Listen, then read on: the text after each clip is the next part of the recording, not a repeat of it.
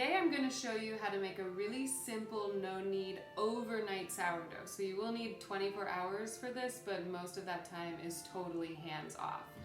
If you are new to making sourdough and new to working with a sourdough starter, this is a pretty foolproof recipe. Your sourdough starter can be fed or unfed. If you have no idea what I'm talking about and you need to make a sourdough starter, you can find a link below to the recipe that I really liked to get my sourdough up and running that's fairly no waste, which is what I really liked about it. Or if you're just here to watch me make bread and you have no interest in making your own sourdough starter, then please enjoy.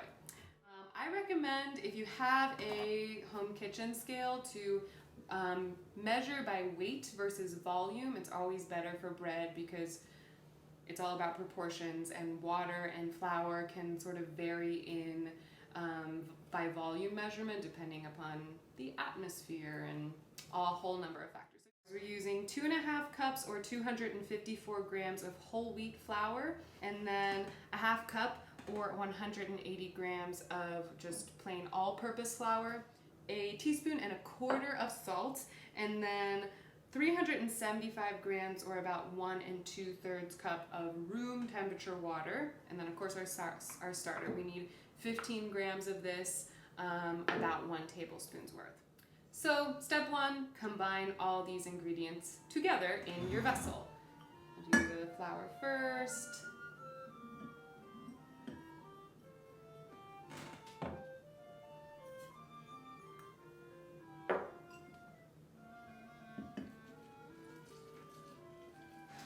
Last thing we add is our starter. So I like to just mix this all together with my hands. Just get right in there and just combine all the ingredients. It's going to be a really slack, pasty dough, but that's what we're aiming for. So. All right, so that's it for day 1.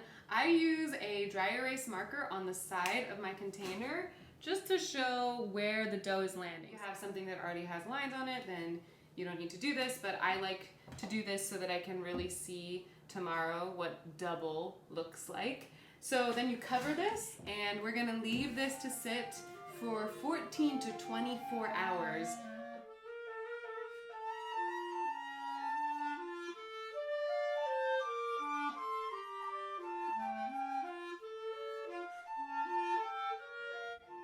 Alright, so it's day 2. Your bread should have doubled and it'll have these really nice bubbles all throughout the dough. You'll also begin to see bubbles all in the top of the dough, and it'll smell a little beery. Actually, you'll definitely be able to smell this fermentation at work, the yeast at work.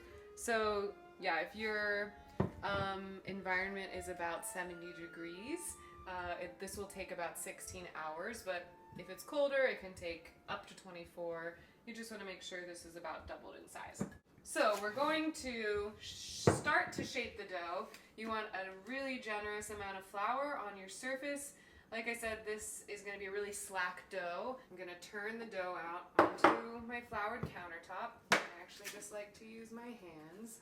And you can see, oh my god, it looks amazing. Look at all of that beautiful structure.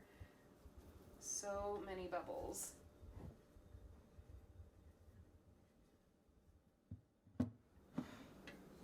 Alright, so your dough's out on the surface. I would give it a nice generous top dusting of flour because it's, like I said, really slack. And then what we're going to do is we're going to pull each side in and start to round the dough. So I'll start from the bottom here since I'm spilling over a little bit. I'm going to do this. I'm going to do this just around all 4 sides of the dough. So we're making it into a bit more of a ball, and you can rub it in some of the extra flour if you're feeling like it's really sticky. And then we're going to leave this like this with the seam up to rest on this surface for 10 minutes. We're going to preheat the oven to 500 degrees Fahrenheit.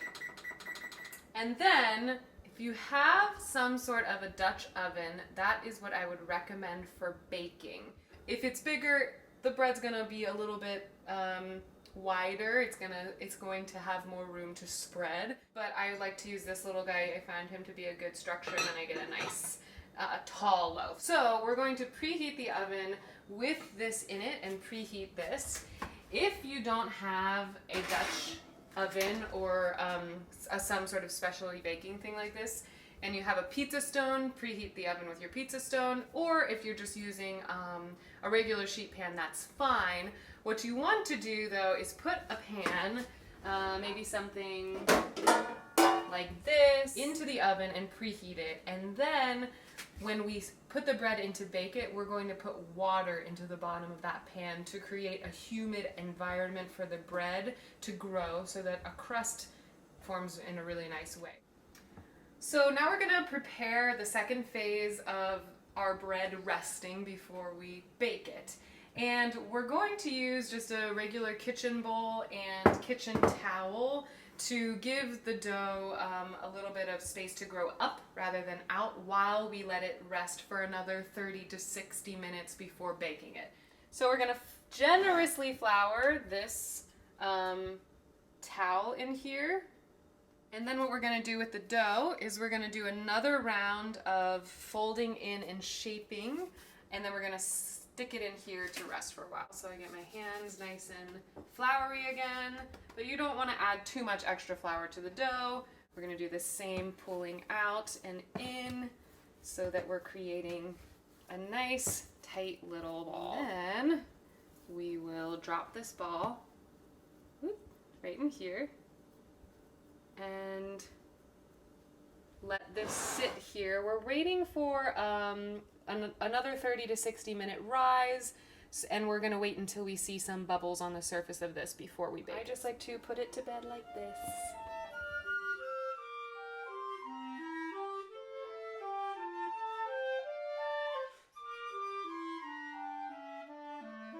Alright, so it's been almost an hour. Our dough is ready to go. There are going to be a little bit of bubbles around here, around the edges. The next couple steps are, to me, a feat of athleticism. I'm going to take the preheated Dutch oven out of the oven. I'm going to flip my dough into the Dutch oven. I'm going to use kitchen scissors to make 2 cuts so that the dough has some room to expand in the oven.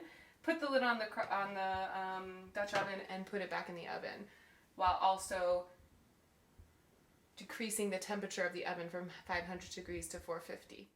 So this is going to bake with the lid on for about 25 to 30 minutes, and then we'll remove the lid for the last bit of baking.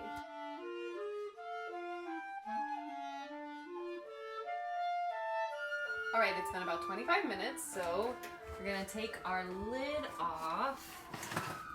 This is what we should have so far, so it's really expanded and grown, and we're just going to give it another 10 minutes to harden on the top and get even more brown.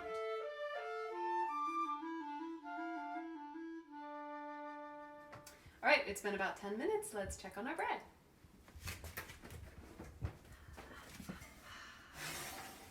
Ooh, nice. If you have a thermometer and you want to check the internal temperature, it should read about at least 210. And really, I would say don't worry too much about over baking your bread. We want this nice caramelization on the top as well as the bottom. You'll start to smell burn if it's burning on the bottom, so be aware of that. But otherwise, don't worry. We want it to be really nice and well baked inside. And also, we're going to let it cool completely before we cut into it. That's maybe the hardest part about bread baking. I'm just going to flip mine out and put it onto the stove just to give it a little bit of air. So yeah, look, nice, beautiful. Should make a really good hollow sound and have this beautiful caramelization on the bottom, which is why we want to put it in a preheated pan. And we're gonna just leave it here to cool.